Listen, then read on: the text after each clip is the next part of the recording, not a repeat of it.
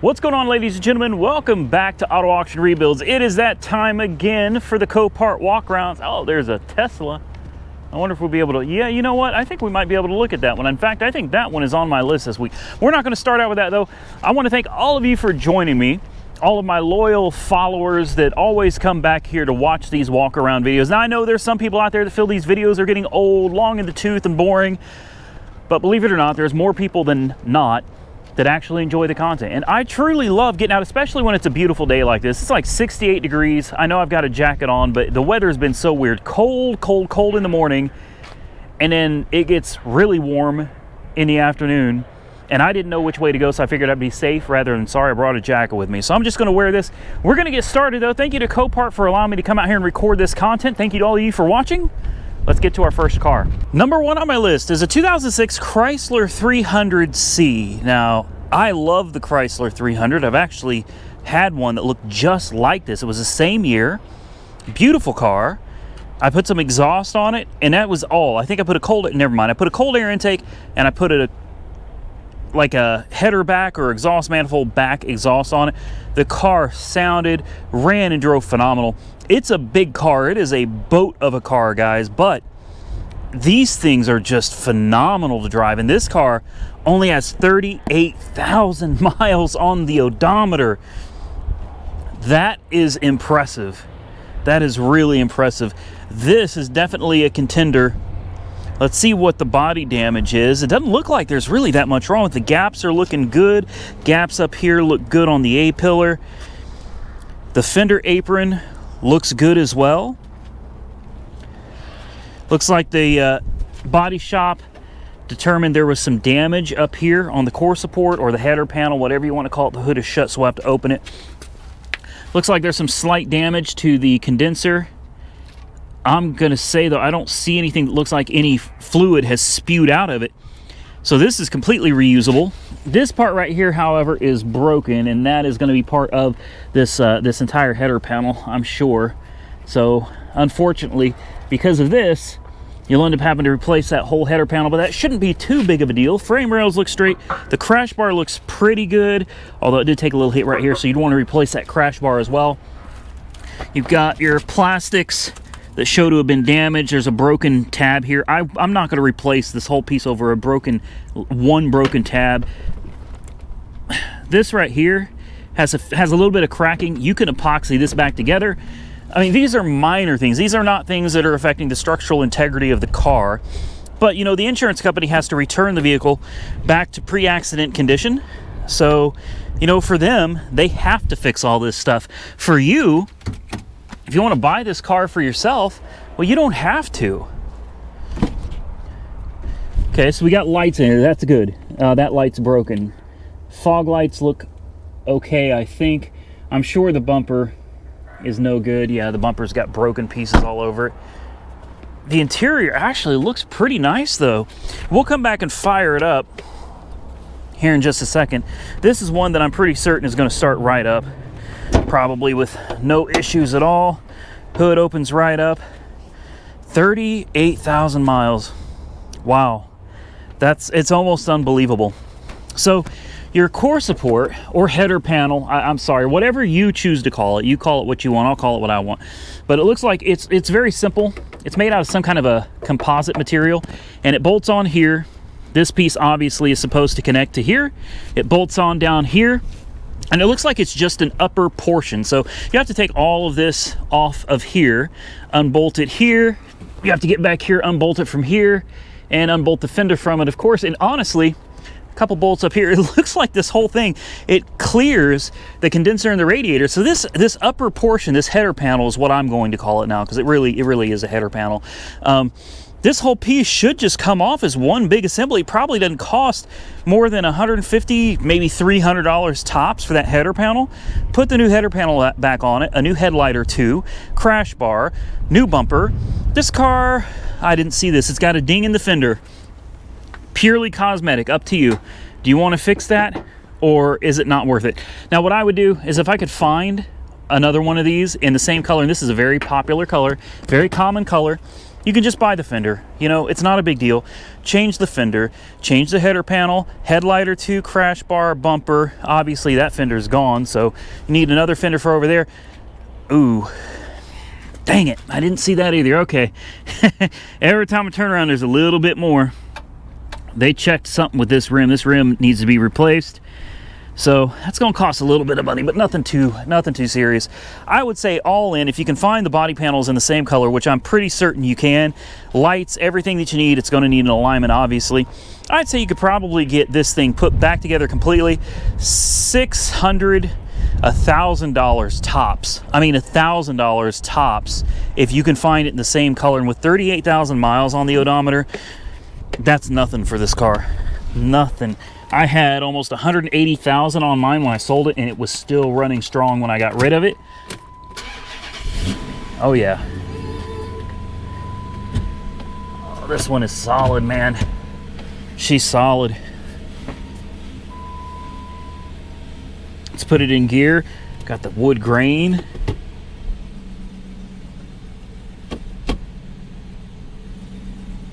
Nice. Goes right into gear. Let's give it a little gas. Let's check the air conditioning, since I did notice that there was some writing on the yeah, air conditioning just kicked in. I heard the compressor. You felt the compressor, actually. And there it goes. Ice cold air. Compressor's running. So the condenser, maybe it had a little damage, maybe it got tweaked, bent just a little bit. Other than that though, guys, man, this car is good to go. This one is on the list, and I'm sure this window works. Oh yeah. Like, this is a car, everything's going to work on this. You know what I mean? Everything is going to work on this. You shouldn't have any problems with it. There's no warning lights on the dash at all. It's a mover and a groover, man. This one is good to go. I like this. It's on the watch list. Comment below, tell me what you think of the Chrysler 300C. Next on my list is one I'm very interested in, this one as well. It's a 2006 Volvo S40. And from the pictures I was looking at, I was like, where's the damage? I see in the pictures there was a lot of remove and replace or remove and repair. I'm not sure what R&R stands for. I think that's remove and replace, not remove and repair. But the hood here says remove and replace. Bumper, remove and replace. Now the bumper has this little, this is hit. This little bit of damage, are you kidding me? I'm sorry, guys. If I was selling this car, we're not, I'm not going to spend the money on an entire bumper because of this little piece right here that you literally, if you really wanted to, you could get in there, plastic weld it back together. There's a crack on the emblem right here, a tiny crack. The whole grill apparently is done because of that, because it says remove and replace as well. The gaps look good. Except for this headlight. It looks like someone tried taking this headlight out and they didn't put it all the way back in. So that headlight probably needs to be taken out and put back in. But honestly, why is this salvaged? There's got to be more to it. I'm going to be looking at the wheels, making sure the front wheels are straight and that matches the steering wheel. Got a little bit of clear coat peel up here. The side looks good. Tires so far look good. What do we got going on back here? I see a dent right here. There's a pretty good ding. I don't know if you can see that on camera, but there is a pretty good ding right there. And the trunk says remove and replace as well. This side, let's see, tires look good. Cornell 1000s. Cornell 1000. So the tires match. They're all good all the way around. The body looks phenomenal. It really does. A few dings and dents here. Look, it's an 06. It's a 13-year-old car. To me, that's just ridiculous to replace all of that stuff. The interior looks like it needs a cleaning, but it looks decent. It doesn't smell good. I'll be straight up with you there. It doesn't smell good. Is this a manual seat? Yeah. There's something broken right here. Oh, the handle. Wow, look at this. Whoa. It disintegrated.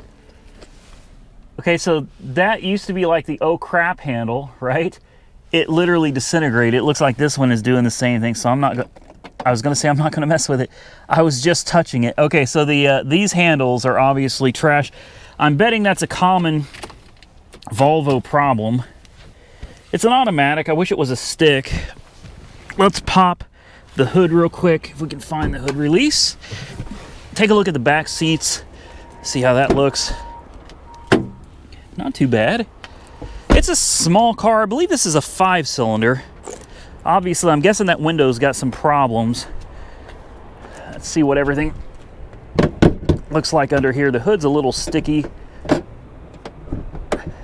Something, there we go. I feel like this car has been sitting for quite a while. Wow, look how high that hood opens. That is nice. This clip popped out when I opened the hood. I'm not sure why, but there you go. Yeah, it's a 5-cylinder. It's a 5-cylinder. Let's see, do we have coolant?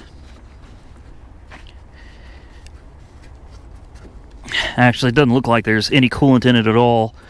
So I wonder if maybe, nah, she's dry as a bone.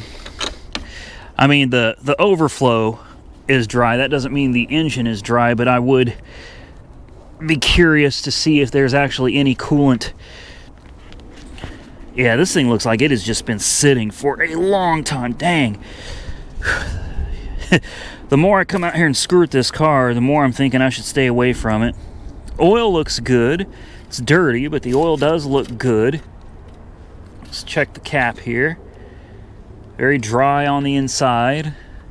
I don't see a whole lot of deposits or buildup or anything. I would like to find the upper radiator hose. I am going to try to fire this one up. I do want to hear it run because this is one I'm genuinely interested in possibly purchasing. But I do worry. Let's fill the bottom radiator hose. Yeah, there's coolant. Okay. It's got coolant in it, guys. That's important. So, guess we could pop this cover off. Let's go get a jump. We're right by the front doors anyway. And, see if it runs. Well, unfortunately, this one is listed as a run and drive, but I couldn't get it to start. What I was able to do is I was able to get the window up to help prevent any rain or any further moisture from entering into the car. So even if we don't win this car, you know, still did something a little solid for the next person that might own it. I think I'd still be interested in bidding on this one. Obviously, the fact that I couldn't get it started is going to affect what I'm willing to bid on it.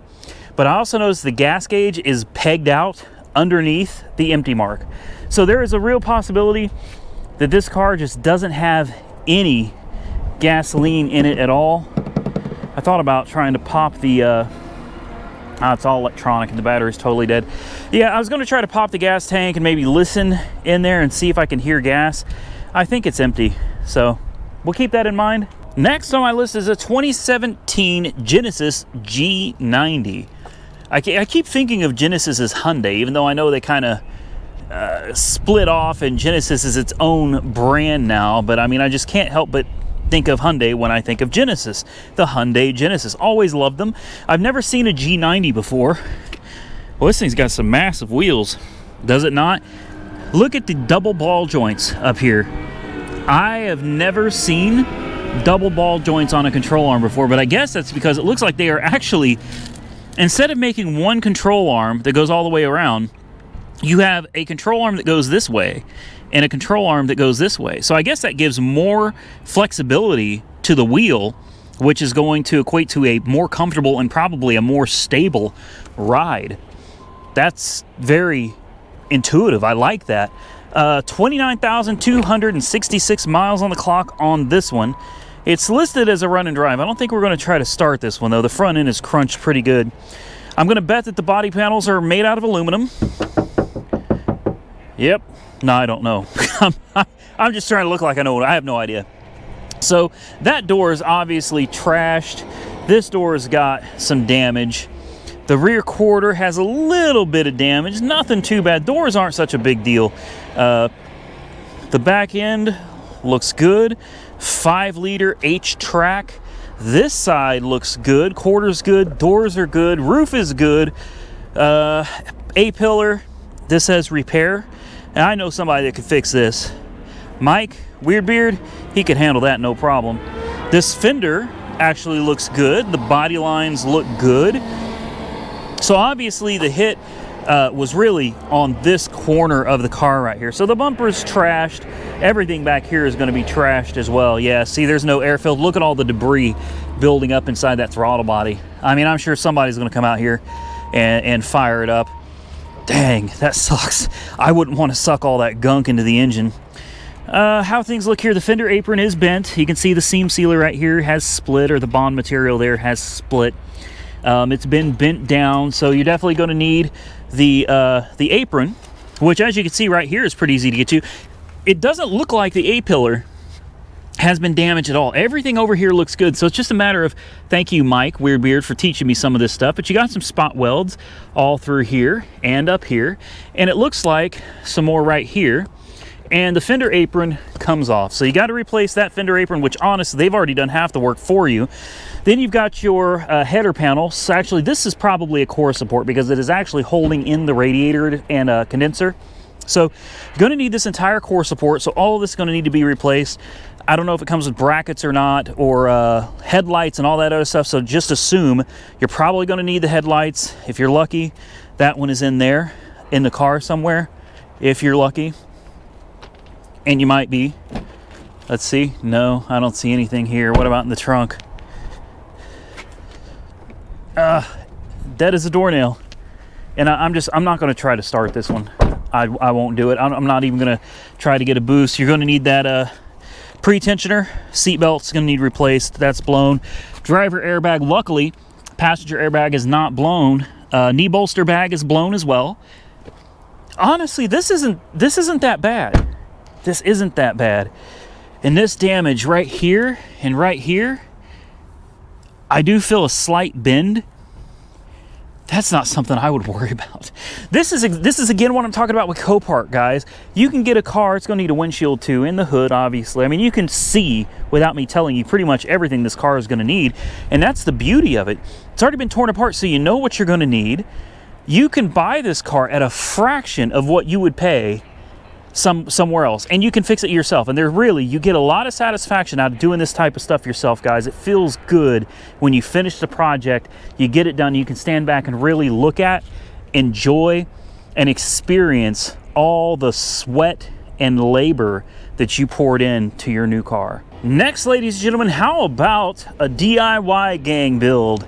A 2010 Challenger Hellcat Demon. Nah, not a chance. This thing gives it all away, man, because you can see everything is melted off the engine, but you can still see the coil packs, all 6 of them. It is a 2010 Dodge Challenger, though. That much is true. The rest of it's just totally bogus.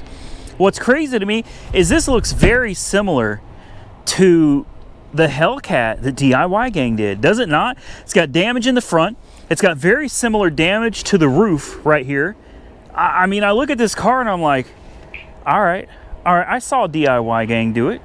We can do this. We cannot do this. We cannot do this. This car is a total burn, and I mean from the top all the way down. There's nothing left of this car that's usable. It even looks like it took a hit in the back as well. Maybe it had to have. The way this trunk has been folded and bent like this, it took a hit in the side. I mean, this car is just, this is scrap metal at this point, guys. You could turn it into a couch. It's got good patina with the rust. You can actually seal in that rust with some clear coat, turn it, maybe cut it right here, cut the top off of it right here, and you could have the back end of a wrecked Challenger and make it into a couch. Put some seats in there, you know, foam up and everything. Cut this whole top off, cut everything off right here, and turn this into a really cool couch. I'll be honest with you, if it was me, that's probably, I'd put it in my garage or in my shop, and it would become a couch. I don't know, no real reason to show this to you other than it just, I saw it, and I was like, DIY gang. First thing I thought of was DIY gang. By the way, good job on that car, man. That thing came out fantastic. Really impressed with that. Moving on. Next, we got a 2014 Dodge Ram. Why am I looking at a truck? I don't want to tell you. I'm considering buying another truck. I don't know. We'll see. 2014 Dodge Ram, theft recovery / vandalism. It's got some miles on, 144,598 miles. Now, on the 5.7 Hemi, that really doesn't bother me. Oh, well, you can already see a lot of the damage if somebody wanted in here bad. And they tore up everything to get in here. What a shame. What a shame. Look at this. Wow. Man, they wanted this truck bad. And apparently the truck didn't give up easy. She did. Man, this truck held her own. Now, I saw Mike fix something like this on a recent video. Weird Beard. If you haven't watched Weird Beard, go over to Weird Beard on YouTube, man. Because he took a Pontiac Grand Prix that had similar damage to this, and he fixed it for, honestly, real cheap. And he did a good job. Is that the airbag missing? They stole the airbag. Okay. Okay. Let's put the key in it. Looks like everything lights up. Turn the radio off. This is listed as a run and drive, and the interior doesn't look bad. The tires look decent. I'm not going to say they're great because they're not. Oh, is that an exhaust manifold? That's too small to be for this truck. Where did this come from? Yeah, that definitely doesn't go to this truck. Okay, so you've got Zantac and you got a speaker box back there. Overall, though, the truck really doesn't look bad. The truck doesn't look bad at all. Tailgate works properly. See how everything looks over here. Wheels look decent. The tires, like I said, tires aren't great. They're not, but they actually look decent. Looks like they didn't try to break in through this side at all, so that's good. I do wonder where the airbag module went. Or I mean, the airbag assembly. It's just gone. Like or is the airbag up here? The airbag is up here. So what was here? What was this? Just a cover? Where would that go? And why would somebody take that? Lots of wires. So somebody definitely had an amp and a system and everything, but oh, the seats are not bolted in. It's good to know. You definitely don't want to go driving around without your seats bolted in, right? Antennas destroyed. The rest of the truck, though, truthfully, ladies and gentlemen, it looks good. It looks good. So let's go ahead and fire it up, pop the hood, see what we got working with under there. Oh, wow. I don't know if somebody put a muffler on it or if someone stole the mufflers off of it. I don't see someone jacked the mufflers. Are you kidding me? No way. Yep, they sure did. Oh man, there's one right there. I guess that's it. Yeah. So you can see the muffler over here. You should be able to see it up under here. There she is, right there. Yeah, they cut it off. It was a single in, dual out, so not true duals, but they cut it. I hate thieves. I really do. Like I really hate thieves. People, the scum of the earth that don't work for anything themselves. They just go out and steal from people that do.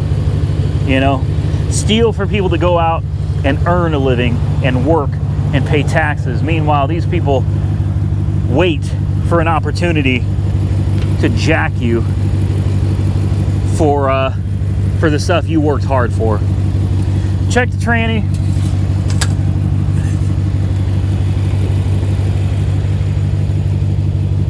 Trans actually looks pretty good.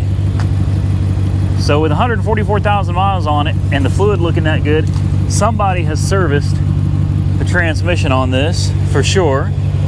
She runs great. Need to make sure it shifts into gear fine, which I'm sure it will. And we don't mind a little mechanical damage. There we go. Did I say mechanical? I meant cosmetic damage. Yeah, right into drive, right into reverse. Man, okay, I need to stop today because apparently I can't speak. Comes with lots of change. Some tools or something in there, USB aux inputs. What do we got in here? Some lug nuts, more change, some dice, All right, we got 4-wheel drive too. I didn't know that. I did not realize this is 4-wheel drive. I must have missed it. Let's put it in neutral, make sure everything 4-wheel drive lock.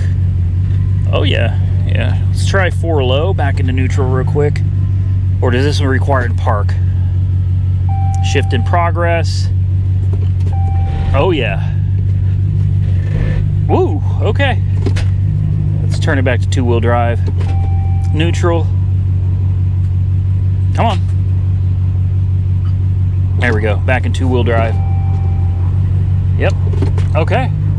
And the air conditioning is already on. I can feel it, yep. AC is on and it's blowing nice and cold. So that's really everything I need to know. She started right up on her own. Fluids look good. It runs good, goes right into gear. This is a contender, man. I like this truck, I really do. Next on the list is a 2010 Mercedes-Benz C300. I'm not sure if this is a 4MATIC or not. I'm not sure what happened to this car. It's listed as front end damage and the paint is just flaking off. This was spray painted. This was poorly spray painted. Like this is like you spray painted it and didn't even prep it. You can see the original color under here. It wasn't sanded. There's no way the paint would ever adhere to something like this. Look at that. It's horrible. Now, I thought this was here as a salvage car. It's listed as front end damage. It's also listed as a no start, and I couldn't figure out, oh, well, no key. Okay, driver's front seat had damage, but not as bad now. Okay. Oh, jeez. Wow. Okay. Wow. What do you mean not as bad now? That's that's pretty bad. Now it said it doesn't I see. Okay, so it doesn't have a key. It's got the metal key that you can get into the trunk with, but it doesn't have the transponder key for you to actually start the car with. Gotcha. Okay, well that explains it. I saw in the pictures it looked like it had a key, but it said it didn't run. I was like, well, that doesn't make any sense. If it's got the key, and if it was truly just like a salvage light front end collision, then it should run. Yeah, we're gonna stay far away from this one, guys. I don't know, somebody spray painted this back bumper too. Why did they do that? There was nothing wrong that I can see with this bumper, but somebody decided to try to paint it. Right rear wheel missing, interior detail. Okay. Yeah, we're gonna stay away from this one, guys. As much as I would love to bring another Benz on the channel, this one's had something going on with the front and everything looks out of whack on here. Headlight doesn't fit properly.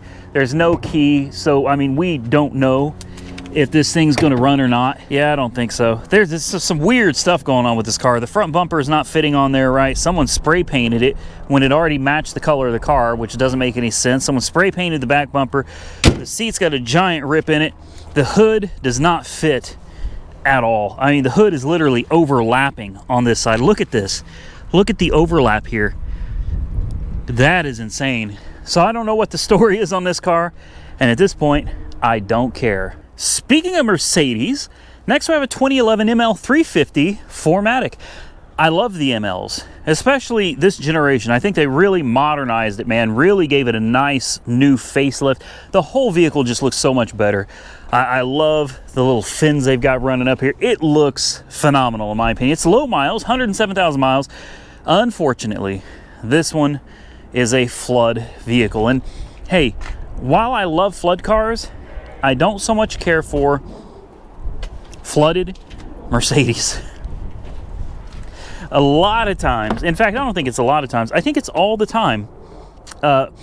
Ooh, boy. Oh, yeah. Okay. So there was definitely water intrusion into the cabin. You can smell that. Oh, man. I think almost every time underneath these seats, there's going to be modules, or underneath the floorboards. Let's see if we can move this stuff out of the way. I may be wrong. Maybe this one isn't one of them. But I could swear, yeah, apparently not. I could swear that underneath these carpets were all sorts of modules. And a lot of times you can just, there's panels. They don't look like panels. Looks like carpet, but there's actually panels under there that fold out and you can access. I want to be careful not to hit this car over here. Yeah, I don't see it over here either. There's got to be modules under the seats or something in these things. And it's just one of those things, like with a normal car, an American car or something, I don't tend to care too much about floods. A lot of times we can get them running. But on something like this would scare the bejesus out of me. Because there we go. We got lots of modules. There's what I'm talking about. Lots of modules under here. And it looks like everything's connected. I don't know if water got this high. That's the thing. How do you know how far the water got? I do know that this one's listed as a non-runner. So there's a good possibility that we've got not only water intrusion into the cab, but possibly into the engine, transmission, rear differential. You can see they've had this off. So obviously this is what they were looking for. They didn't put any of this back together. This has just been kind of opened up so that they could see if water actually got into the engine.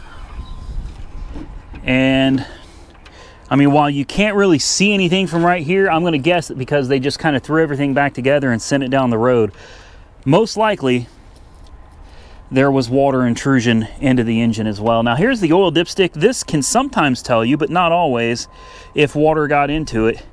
Now, because it's probably been sitting for so long, you won't see a milky substance like you would expect. You're going to think that this would be milky if there's water in it, but that's actually not true.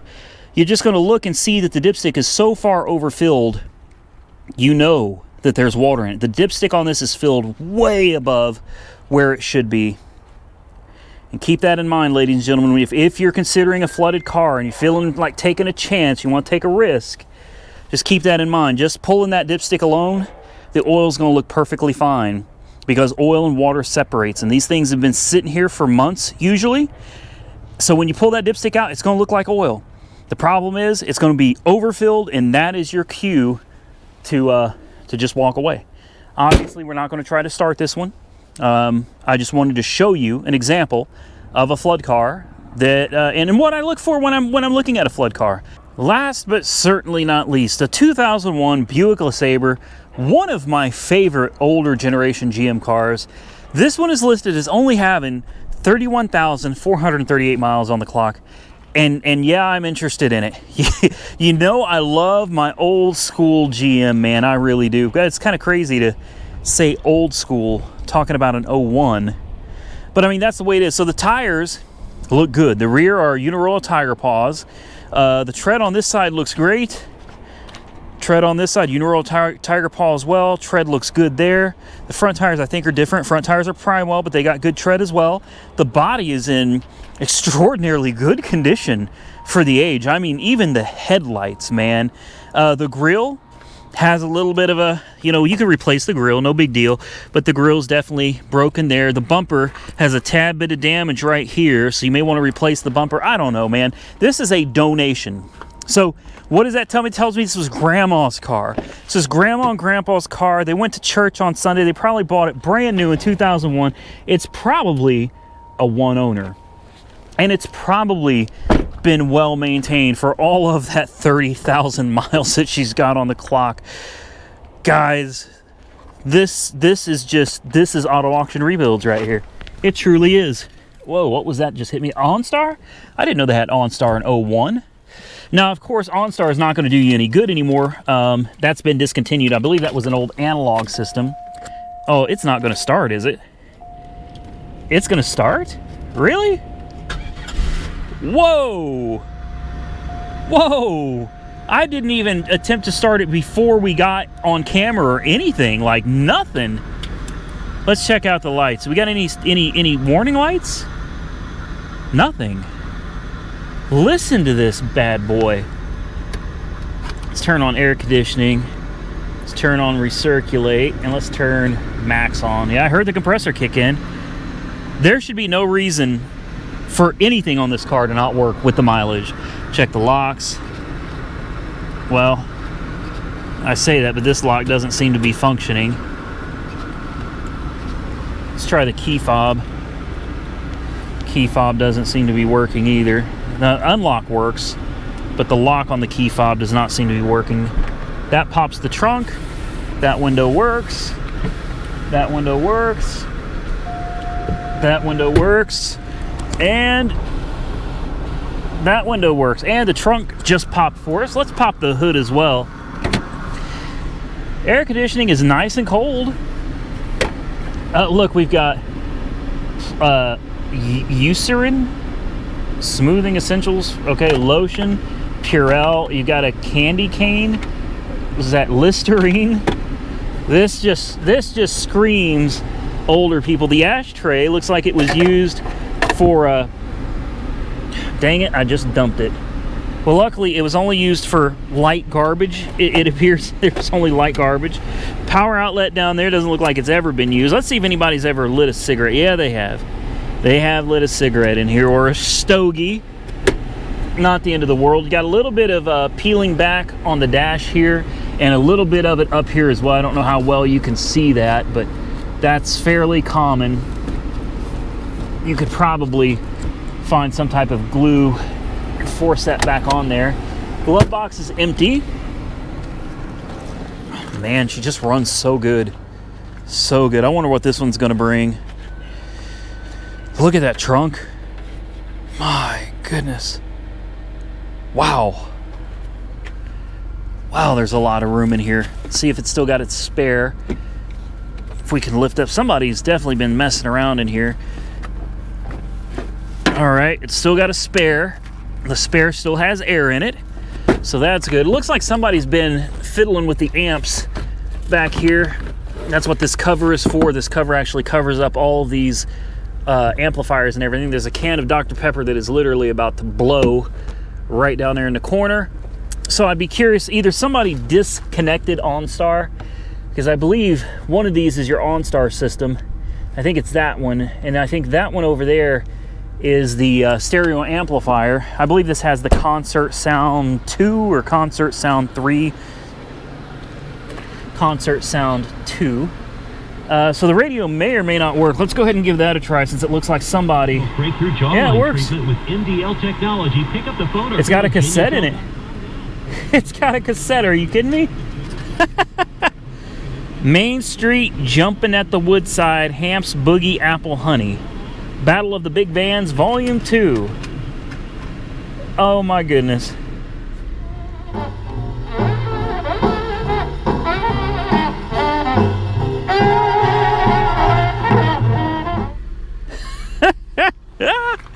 I love it. That tape tells me everything I need to know. That cassette tape just confirmed everything I just told you guys. This is just some elderly people's daily driver, man. How often are you going to find a car like this? And this motor, this is a bulletproof motor, a bulletproof transmission. These are tried, proven, true, reliable GM products right here, man. Now, of course, it'd be great if this has a supercharged 3800 in it, but it doesn't, and that's okay. I want to take a look and see what the coolant looks like. It's pretty grody in there, and that is also common. That's normal. Deck's cool, man. You gotta keep up on your coolant flushes on these for real. Good pressure on the cooling system. There's absolutely nothing on the cap. Nothing to worry about in there. Everything looks nice and clean. Now let's check that transmission. Oh, I'm sure this should be fairly pink, and it is. It is. Look at that. Wow. What a great car. What a great car. Can you tell? I'm in love. I am in love. There's no oil. There's no leaks. I mean, this thing is just... It's as perfect as you're going to find for a 2001 just about anything. This is one of those cars, guys, if you just took care of it, if you bought this, flushed that cooling system repeatedly, and just did some basic maintenance, do your transmission filter and fluid, do that service, change the oil, the coolant, run some fuel system cleaner through it. This is a car that's going to last you forever. This thing would truly last you just about forever. It's out of gas. I don't see where the let's close this. The odometer, 31,438. Yes. Wow. Fuel info, range low. Doesn't have any economy info. Oil level, oil pressure. The car is almost up to temperature. Oil pressure is at 63 psi in drive, guys. Coolant temp is at 149. Like I said, it's almost warmed up. Battery's charging at 14 volts. How about that? Comment below, what do you think of the 2001 Buick LeSabre Custom? All right, ladies and gentlemen, I appreciate you watching the video. That's going to be it. If you enjoyed the content, please give the video a big thumbs up. Don't forget to share the video with your friends and family on social media. I truly do appreciate all you being here, watching these walkarounds. I appreciate Copart for allowing me to come out here and do this. I'm going to get out of here because I got to record the next video. So don't forget to follow me, Facebook and Instagram, Auto Auction Rebuilds. Until next time, stay safe out there, everybody. I will catch you all very soon in the next one.